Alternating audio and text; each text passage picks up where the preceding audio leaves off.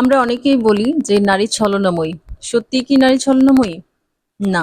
সব পুরুষ যেমন ভালো নয়, ঠিক তেমনি সব নারীও ভালো নয়। ছলনা কোনো লিঙ্গের পরিচয় নয়, এটা মানুষের চরিত্রের বিষয়। একজন প্রতারক নারী যেমন থাকতে পারে, ঠিক তেমনি একজন প্রতারক পুরুষও থাকতে পারে।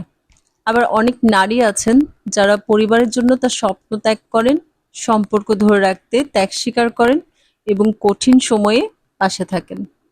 তাই একজন নারীর ভুলের দায়ভার যেমন পুরো নারী জাতির ওপর চাপিয়ে দেওয়াটা ন্যায়সঙ্গত নয়, ঠিক তেমনি একজন পুরুষের ভুলের দায় পুরো পুরুষ জাতির ওপর চাপিয়ে দেওয়াটাও ন্যায়সঙ্গত নয়। মানুষকে বিচার করুন তার সততা, চরিত্র এবং কাজ দিয়ে, তার লিঙ্গ দিয়ে নয়।